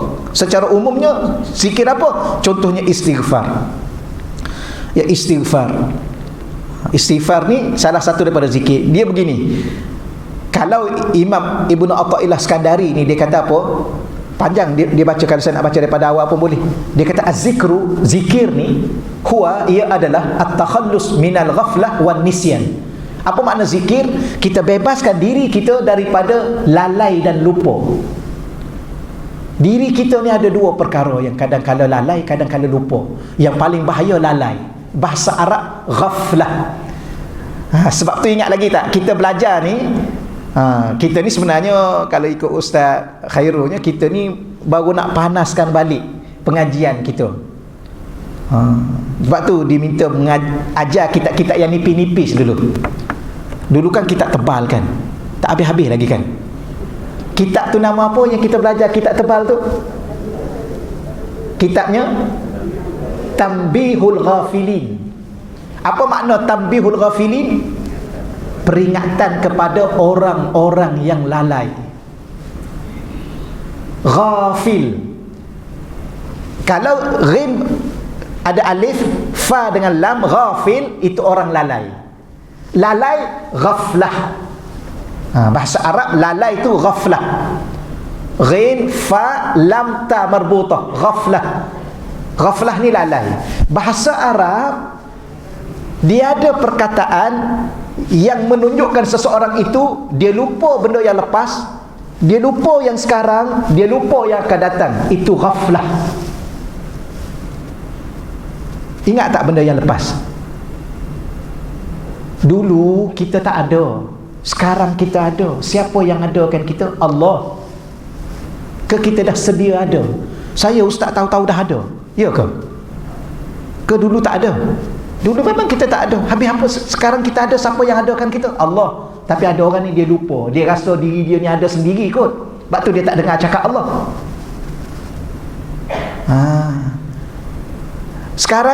Sekarang dia masih ada. Dah berapa ramai orang meninggal? Dah ramai orang meninggal. Habis dia tak meninggal lagi ni kerana Allah masih hidupkan dia. Tapi dia lupa juga. Sekarang akan datang dia akan mati untuk bertemu dengan Allah. Dia lupa juga. Ni namanya ghaflah. Dan orang ghaflah ni dia ahli neraka. Sebab tu ditulis oleh Imam Lis Samarkand peringatan pada orang lalai. Sebab apa? Jangan lalai. Tolong ingat. Sebab kalau sentiasa lupa yang dulu, yang sekarang, yang akan datang, syurga neraka pun dia lupa, dia tak kisah, dia tak peduli, orang ni akan masuk neraka. Ada satu ayat Quran, walaqad zara'na li jahannam, kami akan penuhkan neraka jahannam. Siapa dia? Minal jinni wal ins, di kalangan jin dan manusia. Jin dan manusia yang macam mana? Lahum qulubun la yafqahuna biha, mereka Allah bagi hati kat mereka, mereka tak nak faham, ya, tak nak berfikir dengan hati dia untuk faham. Walahum adhanun la yasma'una biha, ataupun walahum a'yunun la yubsiruna biha, ya, mereka ni ada mata tapi tak nak menggunakan penglihatan untuk memandang kebesaran keagungan Allah. Ya, mata dia sekadar tengok, oh tu cantik, yang ni cantik. Ya, yang cantik tu siapa yang cipta? Oh yang ni hebat, ni hebat. Siapa yang cipta? Dia tak nampak keagungan Allah. Dia pergi ke pantai, dia pergi ke mana? Ke air terjun, dia pergi ke gunung ganang melihat betapa hebatnya dia, jangan trekking lah macam-macam tu atas kan, dia pergi, satu benda pun dia tak sebut tentang Allah. Ni orang lalai. Mereka ni Allah akan penuhkan dalam neraka jahannam. Walahum adhanun la yasma'una biha, ada telinga, dia telinga tu pula ada pendengaran, dia tak nak dengar ayat-ayat Allah. Ya, azan pun dia benci. Ya, orang pasang Quran pun dekat-dekat nak maghrib, orang pasang Quran pun dia tak nak dengar. Ni telinga yang macam ni. Orang ni ulaika kal an'am. Ni berat ni kata-kata Allah, mereka seumpama binatang ternak. Al-an'am tu ada satu surah Al-An'am. Al-an'am tu binatang yang mana? Yang ada 4 kaki. Ayam tak masuk. Burung tak masuk. Apa lagi yang ada 2 kaki? Tak masuk. Yang al-an'am istilah kepada binatang yang ada 4 kaki. Apa? Lembu, kambing, keldai. Mereka ni seumpama lembu, kambing, keldai. Al-an'am balhum adallu, bahkan yang ada hati, yang ada mata, ada telinga ni tak nak tengok kebesaran Allah, tak nak fikir tentang kewujudan Allah, orang ini lebih sesat daripada binatang ternak. Satu ayat pertama, perenggan pertama, mereka seumpama binatang ternak, tapi bahkan adallu, lebih sesat. Memanglah ada orang lebih sesat daripada lembu dan kambing, betul kan? Tuan-tuan pernah dengar lembu dan kambing tu gay? Lembu kat kampung saya gay lah ustaz. Malu saya. Ya. Kambing lesbian. Kan? Ada? Mana ada? Habis ada manusia gay. LGBT tu. Subhanallah. LGBT tu kan. Macam-macam dia orang ni. La haula wala quwwata illa billah. Akhir ayat tu, ayat tu kita takut. Ulaika humul ghafilun. Mereka tu yang kami penuhkan dalam neraka jahanam tu, siapa mereka? Ulaika, mereka itulah al-ghafilun, orang-orang yang lalai. Maknanya orang lalai ni ahli neraka. Wal iyazubillah. Habis macam mana nak mengatasi lalai? Zikir. Kerana lalai lawan dia ingat. Ingat tu bahasa Arabnya zikir. Maka apa makna zikir? Az-zikru, zikir ialah at-takhallus, kamu bebaskan diri minal ghaflah, daripada lalai. Ada satu lagi perkataan, wan nisyan, daripada lupa. Lupa ni ialah dia lupa benda yang lepas. Perkataan Arab, kalau lupa, dia lupa yang lepas. Banyak Allah Ta'ala bagi nikmat pada kita. Sekarang kita dah berapa dah umur kita, tapi lupa nikmat-nikmat yang lepas-lepas tu. Tak nak bersyukur pada Allah. Dah umur berapa dah? 50 dah. Dah umur berapa? 60 dah. Perangai macam 15. Ya. Tak. Bukan tuan-tuan, saya cakap ni bukan tuan-tuan dah berapa, tuan-tuan dah berapa ni okey dah. Okey. Ada orang kat luar tu. Dia rasa 15. Aurat dia tak nak tutup, rambut dia color, dia ketawa terbahak-bahak. Ya. Tak ingat dunia, orang azab pun dia tak peduli. Sedangkan dia hidup daripada awal dulu sampai sekarang, betapa banyak nikmat Allah bagi pada dia, tapi dia lupa.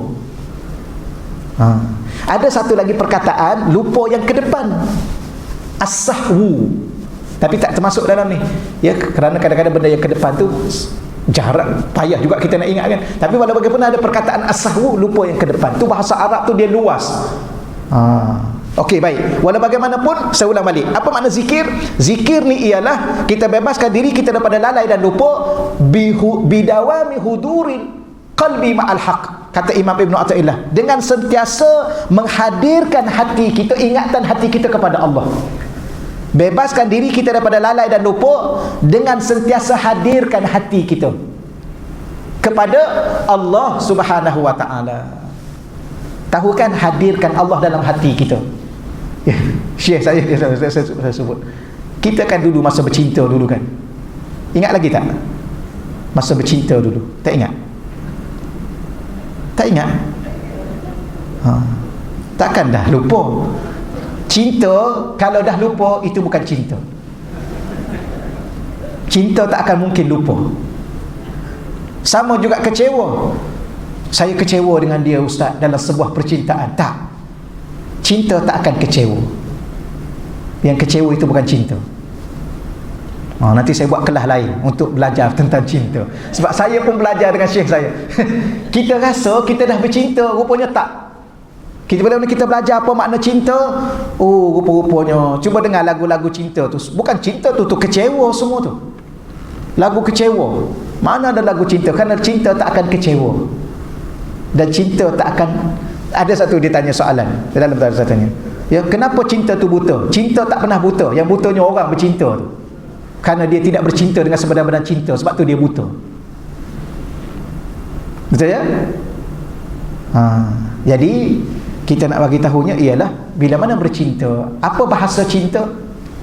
Engkau selalu hadir dalam hatiku. Betul?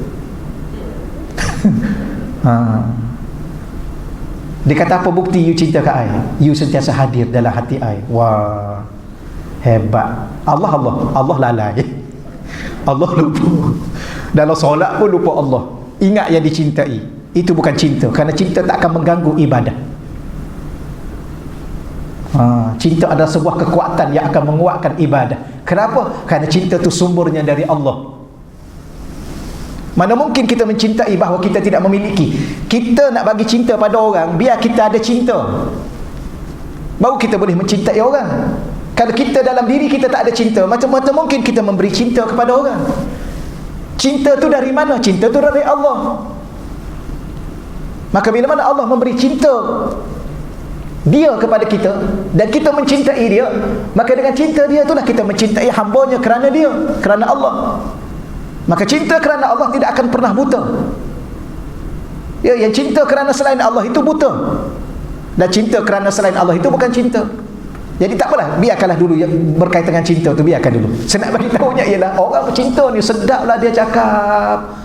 Ya, namamu ku pahat di hatiku. Wah, terpahat di hati dia. Engkau selalu hadir dalam hidupku. Ini perkataan hudur. Jadi bahasa Arab hadir ataupun hudur, hadir sama ada depan atau tidak ada di depan, itu hadir. Kadang-kadang kita sekolah dulu kan, cikgu tanya, Muhammad hadir tak? Kita pun tengok kawan kita, mana mak? Mana mak? Oh, hadir cikgu, hadir. Tu dia tu. Itu bahasa Melayu, hadir tu dia hadir. Besok hari dia tak hadir, kita pun cakap dia tak hadir lah cikgu. Sebab apa? Sebab dia tak ada. Tapi bahasa Arab, sama ada dia ada depan kita, dia tak ada depan kita, dia boleh hadir dalam hati kita.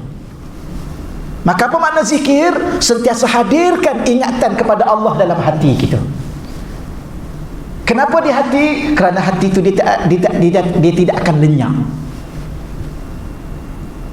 Maknanya kalau tuan-tuan mencintai seseorang, tuan-tuan letak orang itu dalam hati, tiba-tiba lenyap, itu tak sampai ke hati. Okey ya? Tajuk apa dah kita ni? Tajuk dia zikir. Zikir. Apa makna zikir? Tapi hadis ni yang Nabi sebut ni bukan hati, lisan. Oh, barulah kita faham pula, kita faham bahawa, tapi kenapa ulama kata hati? Ya, kerana zikir ni ada pembahagian, ada zikir lisan, ada zikir hati. Tetapi zikir lisan akan memberi kesan sehingga dia sampai ke hati. Selama mana dia tak sampai ke hati, maka zikir tu tak banyak kesan. Tapi ada pahala, ada pahala. Sebab tu ada ulama kata ada zikir yang disebut al-hasanat, zikrul hasanat, zikir yang memberi ganjaran pahala yang banyak. Ada nama zikrul kurubat, zikir yang mendekatkan kita dengan Allah. Apa yang dekat kita dengan Allah? Hati dan jiwa kita makin dekat dengan Allah. Boleh insya-Allah ya. Jadi mana lagi nak baca? Jadi satu lagi saya nak sebut. Zikir ni zikir umum, ada zikir khusus. Zikir umum istighfar, zikir. Baca Quran, zikir. Solat, zikir. Tuan-tuan dan puan-puan ambil duit dalam tabung, masuk tabung masjid, tabung anak yatim, zikir. Kenapa kata imam? Kerana apa? Kerana Imam Ibn Athah mengatakan zikir ni ialah mimma yutaqarrabu bihi ila Allah, adalah zikir. Segala perkara yang kita buat yang mendekatkan kita dengan Allah, itu zikir. Macam perempuan ni, perempuan bertudung ni kan, tuan-tuan haji, dia pakai seluar panjang, ya, ada pakai jubah. Kenapa ni? Kerana mematuhi arahan Allah, menutup aurat. Habis ni zikir. Segala perkara yang kita cakap, yang kita buat, yang kita pergi berjalan ke satu tempat yang membawa kita dekat kepada Allah, maka seluruh perjalanan itu, perbuatan itu adalah zikir. Itu zikir. Itu zikir umum. Ada satu lagi zikir khusus. Zikir khusus macam ni: takbir, tahlil. Tahlil itu apa? La ilaha illallah. Takbir, Allahu akbar. Tasbih, subhanallah. tahmid alhamdulillah. Bahkan berselawat kepada Nabi juga adalah merupakan sebahagian daripada zikir. Itu yang jenis khusus, yang jenis umum. Boleh ya? Nanti orang tanya pula, jadi ustaz saya nak baca zikir ni yang mana satu saya nak baca, berapa banyak saya nak baca, yang mana dulu saya nak baca. Maka dibahagikan pula oleh ulama zikrul mutlaq dengan zikrul muqayyad. Ada zikir mutlak. Apa makna zikir mutlak? Zikir yang Nabi tak tetapkan masa, Nabi tak tetapkan yang mana nak baca, Nabi tak tetapkan bilangannya berapa. Masa nak baca bila? Nabi tak tetap. Pagi nak baca boleh, malam boleh, siang boleh, malam boleh, pagi ke boleh, petang boleh. Nabi tak tetap. Yang mana nak baca? Bacalah yang mana-mana. Ya, rasa nak baca selawat, baca selawat. Rasa nak baca zikir, istighfar, istighfar. Dan Nabi tak tetapkan bilangan. Itu namanya zikrul mutlaq.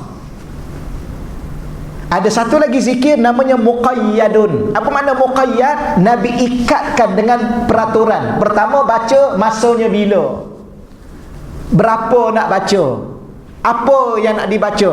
Contoh, zikir lepas solat, bila masa dia? Baca lepas solat. Apa nak dibaca? Subhanallah, alhamdulillah, Allahu akbar. Berapa nak baca? 33, 33, 33. Ni Nabi dah tetapkan masa, apa yang nak dibaca, berapa bilangan. Itu namanya zikrul muqayyad. Sebab apa nak baca? Itu zikir muqayyad. Tapi selebihnya dia nama zikir mutlak. Berapa banyak nak baca? Bacalah berapa banyak. Nak baca apa? Yang mana satu? Bacalah yang mana satu.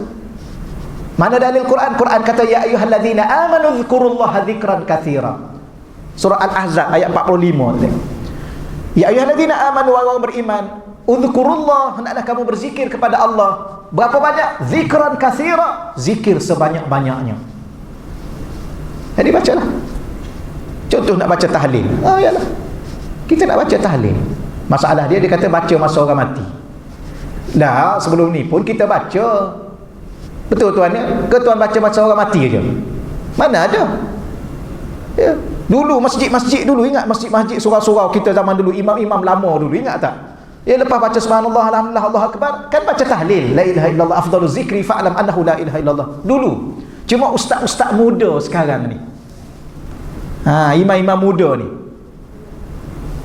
Saya pun tak tahu apa masalah imam muda ni. Sekarang ingat dulu lepas baca doa, ingat dulu baca doa. Lepas baca doa, ya amanal khaifin sallimna mimma nakhaf. Ya amanal khaifin sallimna. Sekarang ada? Tak ada. Sebab apa tak ada? Sebab ada ustaz seorang tu dia tulis dalam utusan Malaysia. Saya baca satu ketika dulu, dia kata ni bid'ah, semua bid'ah. Ni amalan tok guru kita zaman dulu, wali-wali zaman dulu. Dia selalu bid'ah. Kenapa? Nabi tak baca. Mudah aja dia lagi. Nabi tak baca, kelentung orang. Jadi benda-benda begini ni baca. Habis masa orang mati baca je lah juga. Sekarang baca tak Yasin. Baca.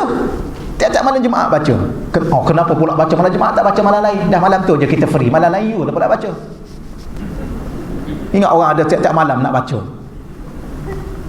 Sama juga baca Quran. Baca Quran ni, ada baca Quran yang Nabi suruh umum. Iqra'ul Quran, baca Quran. Nak baca yang mana Rasulullah?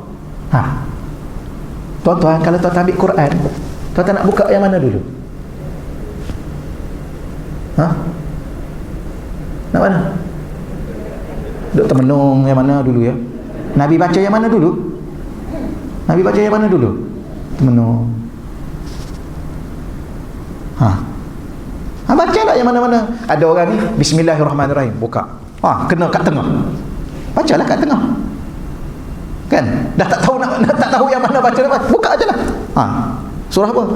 Surah Al-Qasas. Baca ajalah.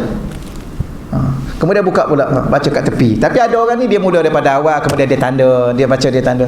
Nabi buat kat macam tu. Ada Nabi tanda-tanda gitu. Ni orang yang tak cerdik lah hujah macam ni, tuan-tuan sekalian. Tak payah ngaji lah. Saya pernah satu kali di Taman Setia Kelang. Saya pergi bulan ni. Ustaz, boleh tanya tak, kenapa akak? Saya ni pening lah ustaz. Kenapa pening? Sayanya begini ustaz, begini. Tapi ada datang seorang ustaz tu, dia kata Nabi tak buat. Apa yang Nabi tak buat? Kami ni ustaz, seminggu sekali kami pergi ziarah kawan-kawan. Kemudian pergi ziarah tu kami baca Yasin lah. Minggu ni baca Yasin rumah orang ni, minggu ni baca Yasin rumah orang ni, sambil-sambil ziarah baca Yasin. Kemudian yalah, daripada pergi sembang-sembang saja. Boleh tak ustaz? Saya kata boleh. Habis ustaz kata boleh, ustaz seorang lagi kata tak boleh. Pening dah ustaz.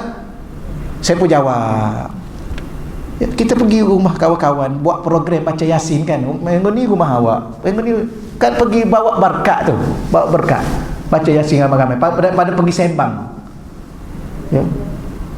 Saya pernah jumpa ada seorang satu kedai, banyak cerita pula dah. Saya masuk satu kedai, ada akak-akak tu lah, saya nak beli juga, tapi saya duduk belakang sikit.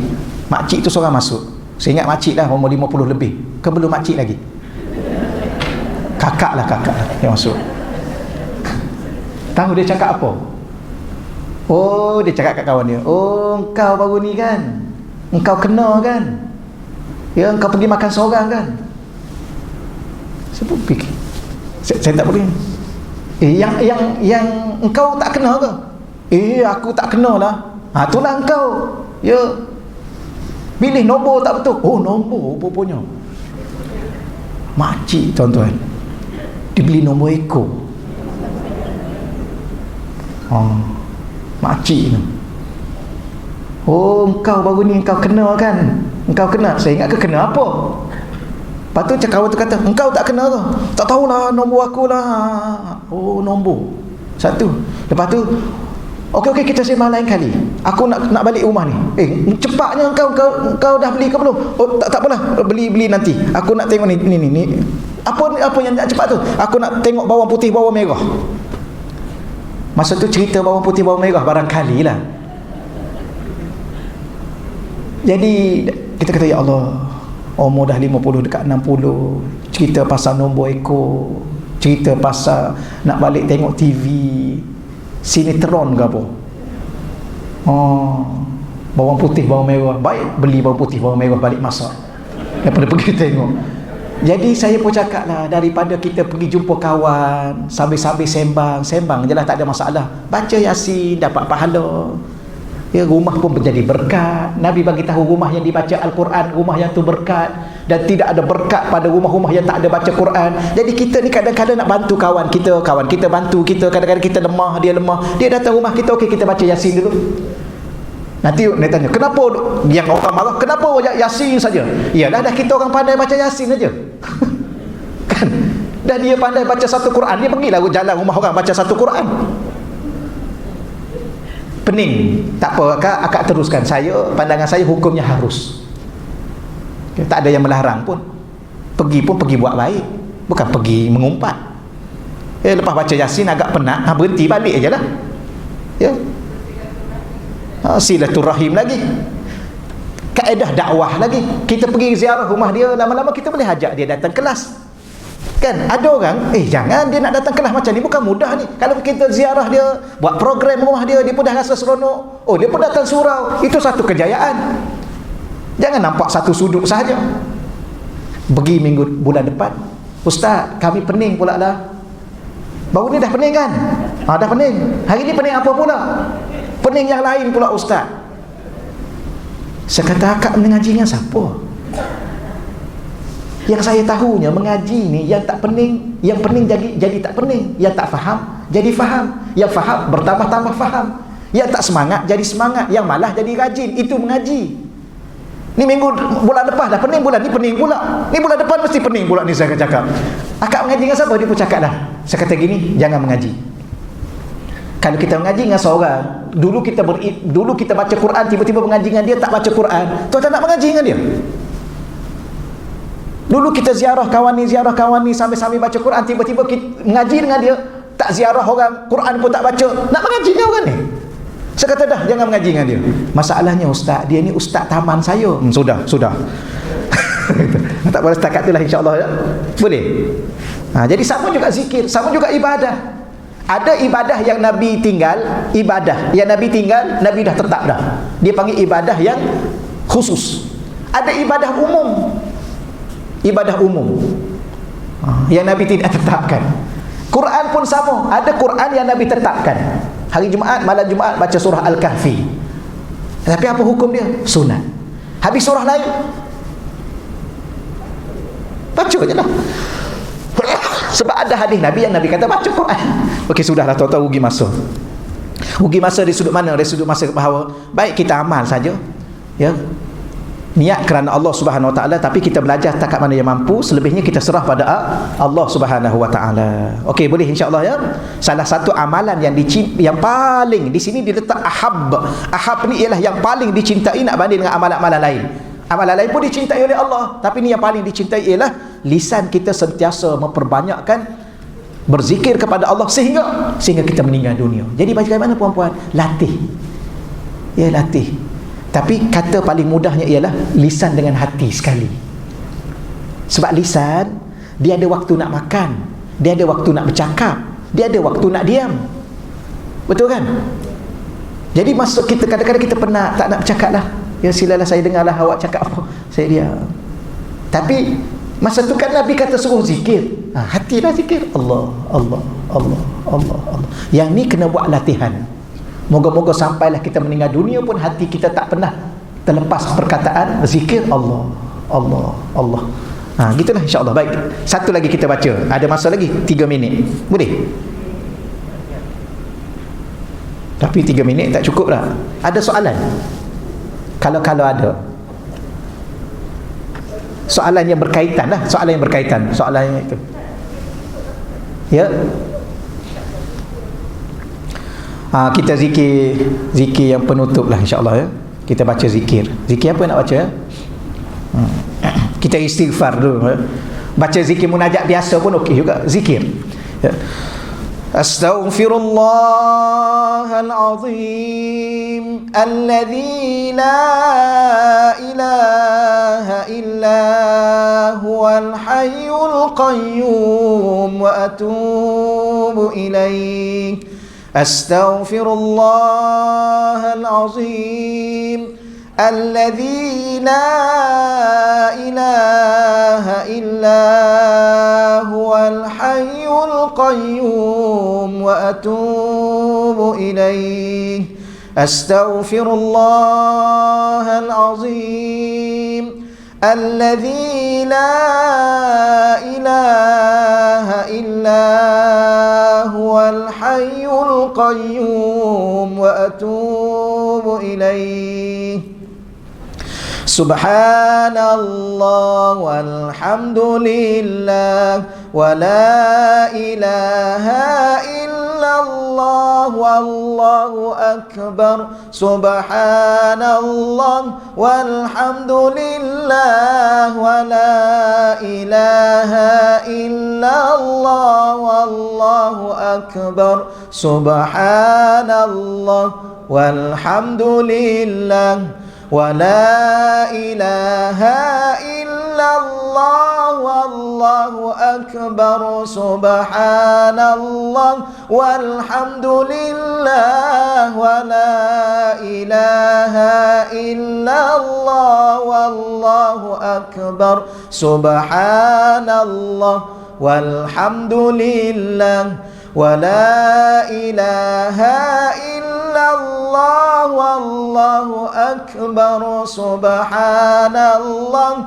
walhamdulillah wa la ilaha illallah wallahu akbar. Allah, Allah, Allah, ya Allah, Allah, ya Allah, Allah, ya Allah, Allah, Allah, Allah, ya Allah, Allah, Allah, Allah, ya Allah, Allah, ya Allah, Allah, ya Allah, Allah, ya Allah, Allah, ya Allah, Allah, Allah, Allah, ya Allah, Allah, Allah, Allah, ya Allah, Allah, ya Allah, Allah, ya Allah, Allah, ya Allah, Allah ya Allah, Allah Allah Allah ya Allah. La ilaha illallah, la ilaha illallah, la ilaha illallah, Muhammadur Rasulullah. La ilaha illallah, la ilaha illallah, la ilaha illallah, Muhammadur Rasulullah. Ya Allah ya Allah, ya Allah ya Allah, ya Allah ya Allah, ya Allah ya Allah, ya Allah ya Allah, ya Allah ya Allah. Allahumma salli wa sallim wa barik ala alihi. Allahumma salli ala sayyidina wa maulana Muhammad. Insyaallah kita doa insyaallah. A'udzubillahi minasyaitonir rajim. Bismillahirrahmanirrahim. Wassalatu wassalamu ala asyrafil anbiya'i wal mursalin wa ala alihi wa sahbihi ajma'in. Allahumma salli ala sayyidina Muhammadin abdika wa nabiyyika wa rasulika nabiyil ummi wa ala alihi wa sahbihi wa sallim. Allahumma rabbana zalamna anfusana wa illam taghfir lana wa tarhamna lanakunanna minal khasirin. Allahumma rabbana ighfir lana dhunubana wa liwalidina wa liabaina wa liummahatina wa lijaddatina wa liajdadina wa liahlina wa liahli baitina wa liikhwanina wa liakhawatina ولمشائخنا ولمعلمينا ولمن له حق علينا ولمن أحبنا ولمن أوصانا وأستوصانا ولجميع المسلمين والمسلمات والمؤمنين والمؤمنات الأحياء منهم والأموات برحمتك يا أرحم الراحمين. اللهم إنا نسألك لسانا رتبا بذكرك وقلبا مفهوما بشكرك وبدنا حينا لينا بطاعتك. اللهم إنا نسألك إيمانا كاملا ونسألك قلبا خاشئا تقيا متواضعا مطمئنا ونسألك رزقا حلالا طيبا ونسألك يقينا صادقا ونسألك دينا قيما ونسألك العافية من كل بلية ونسألك تمام الغنى عن الناس وحبلنا حقيقة الإيمان بك حتى لا نخاف ولا نرجو غيرك ولا نعبد شيئا سواك واجعل يدك مبسوطة علينا وعلى أهلنا وأولادنا ومن معنا برحمتك ولا تكلنا إلى أنفسنا طرفة عين ولا أقل من ذلك يا نعم المجيب يا نعم المجيب يا نعم المجيب. وصلى الله على سيدنا ومولانا محمد والحمد لله رب العالمين. تقبل الله منا ومنكم يا كريم. اللهم صل على سيدنا محمد. اللهم صل على سيدنا ومولانا محمد.